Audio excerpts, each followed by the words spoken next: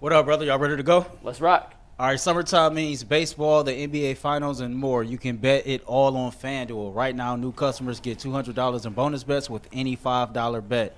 That's $200 you can use to bet everything from the Finals MVP to who's going to hit one out of the park. Visit FanDuel.com/UCSS and add a big win to your summer buckets list. FanDuel, America's #1 sports book. We got news yesterday. The Cleveland Browns will be featured on the first ever full division Hard Knocks. The AFC North will be the debut of this new in-season Hard Knocks format. It was clearly the best division of football, and HBO agreed. The camera crews will follow around the Browns, the Bengals, the Ravens, and the Steelers for the final 6 weeks of the regular season, gearing up towards that Week 18 all-divisional game weekend, which hopefully could determine whether or not the Browns are your division champs or whether or not they're a wild card team or whatnot. Tyvis, They've been on Hard Knocks before. They've never been on a Hard Knocks like this. It starts on December 3rd. 2 questions. How excited are you to get some behind-the-scenes footage of the Browns in the final 6 weeks of the season as they gear up for what we hope is a playoff run? And secondly, do they have a strong enough culture to handle the cameras and distractions that come along with Hard Knocks being inside the locker room, inside team meetings, et cetera, et cetera? Well, first off, absolutely they got the personalities. I mean, you think Jameis Winston, for one, is going to be phenomenal on Hard Knocks. I mean, you think of just, Myles Garrett. You got Nick Chubb probably be back. And the thing about the Browns is a lot of the people that we love and like to watch, we don't get to see them in a locker room setting. Like, we get to see them when they deal with the media. But I hear a lot of them, like Amari Cooper, even Nick Chubb, in that setting, in the locker room type setting, they actually show their character a lot. So I think it'll give us an inside view of what these guys really are like, and you get to see how fun some of them really are. So I think from that perspective, it's great that these guys will be able to show their personalities. I don't think it'll be a distraction to them because I think that the Browns realized that they did something special last year, and the only thing they can do is they have to build off of that. So I think that they're going to be locked in. And by the way, I think Kevin Stefanski does a great job of keeping everybody engaged. I think that's one of the reasons that I really do love him as a head coach for the Cleveland Browns, is because he does a great job of managing crisis. So with this distraction coming in, I think he'll still keep everybody locked in. And at the end of the day, the Browns have playoff and Super Bowl aspirations. You never know what the roster's going to look like past this season, so you got to go all for it on this year, and I think the Browns understand that, and I think they will be locked in and engaged for that. This will be the first time I've watched Hard Knocks in at least 5 years. Did you watch it the last time the Browns was on it? Yeah, I think that's probably the last time I watched it. Okay. Like, the show felt like it ran its course, right? Like, I mean, you've got the feel-good training camp stories that they follow, and like it was cutting edge when it first came out. It was like, oh, this is an unbelievable access, and then it became very sort of repetitive. Yeah, I can't believe that, like, Kevin Stefanski is good with this.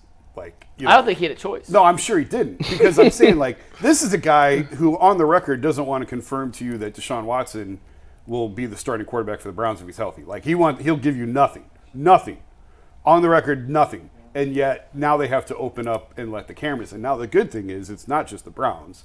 There's 3 other teams. This is the best division to do this for. 100%. It's if you got to pick one division, this is the division to do it. And by having 4 teams and spreading it out, it'll soften the spotlight. The fact that it won't come out until December is a good thing.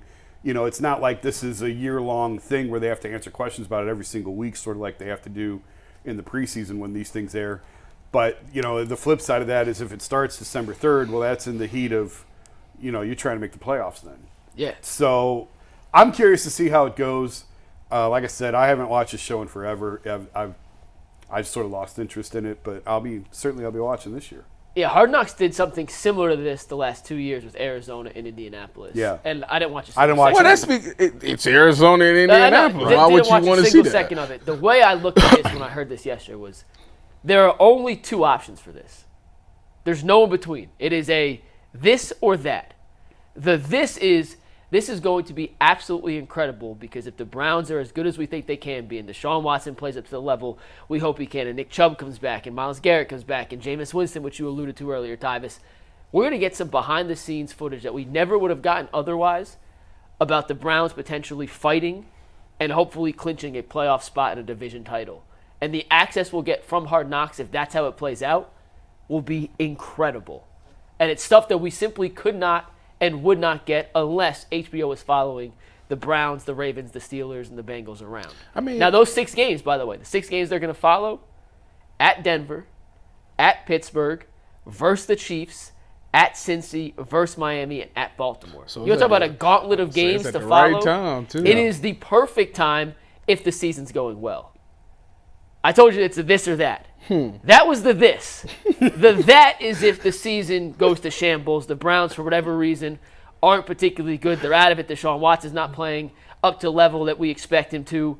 It is going to be an absolute catastrophe to watch because someone else is going to be winning the division. And they're going to be focused on that while the entire Browns segment is going to be focused on dysfunction, Deshaun's poor play, Nick Chubb not being back.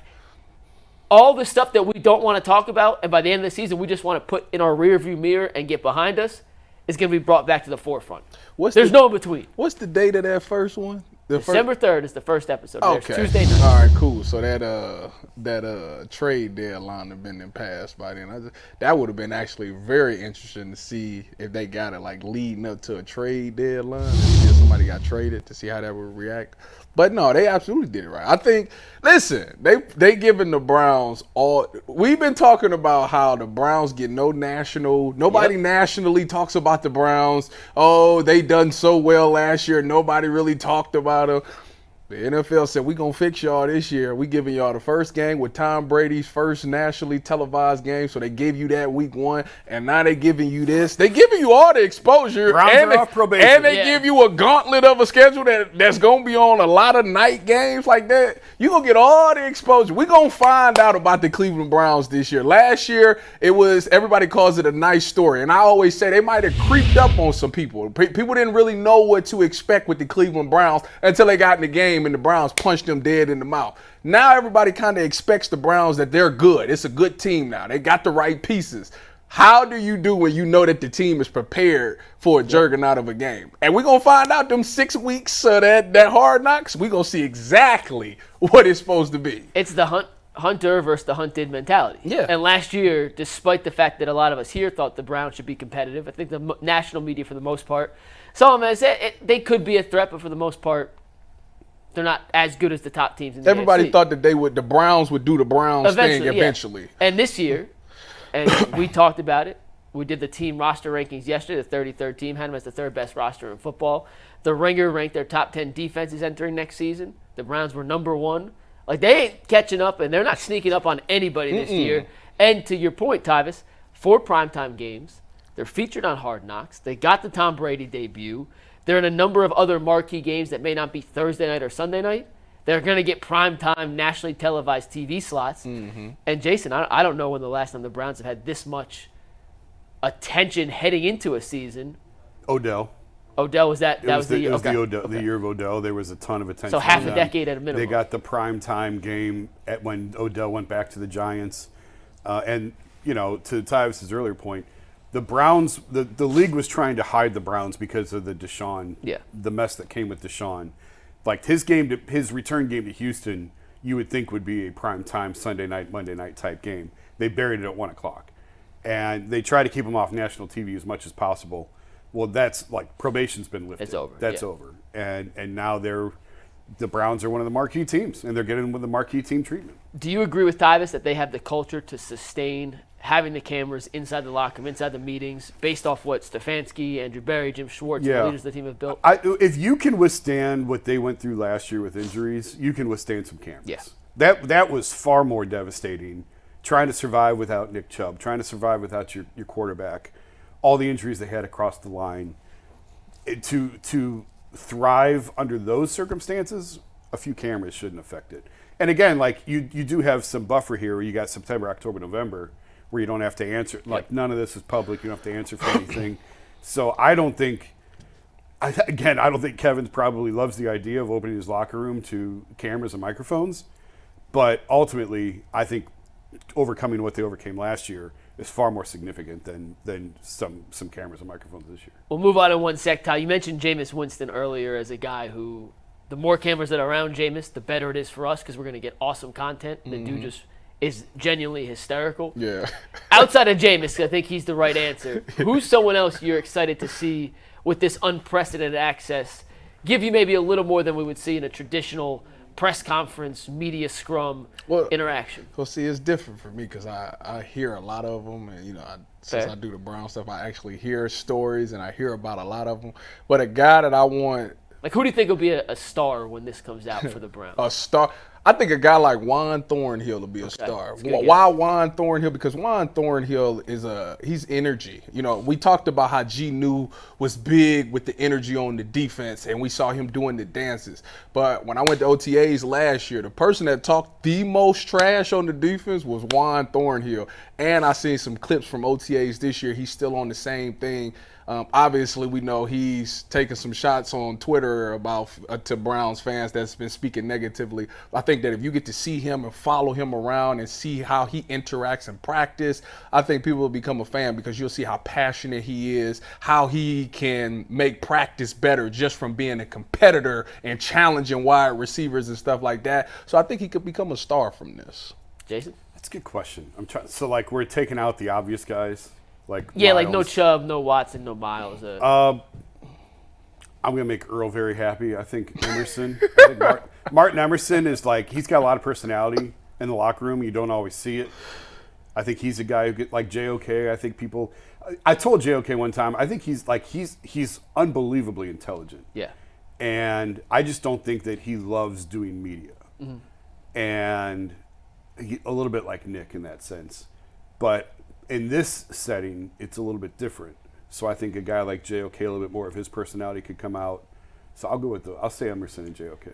JOK was who I was going to say, but because you didn't say Wyatt Teller, I'll go with Wyatt Teller, who, as soon as you put him in front of the camera, I do feel like Wyatt Teller's personality is going to shine some of the stuff we've heard about Wyatt.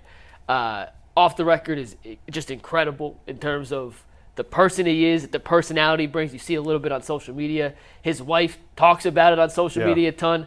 And I think Wyatt Teller, who offensive linemen, as good as they are, they don't get enough appreciation for what they actually do. No matter how good Trent Williams, Bitonio, like the best ones in the league, even though we talk about them, we don't talk about them enough because of how important they are to everything that happens on offense. And a guy like Wyatt Teller in an opportunity like this where they're getting behind-the-scenes stuff, in the locker room kind of content, I think Wyatt Teller's going to come across an absolute superstar from this. One of the first lessons you learn beat writing 101 when you cover football, go talk to the offensive lineman. Yeah. Like that's in almost every locker room, unfailingly, those guys are the gems. They know everything. They're super smart, and they know everything that's going on in the locker room. And that's one of the first rules is, I mean, safeties too. Thank you. Yeah, safety.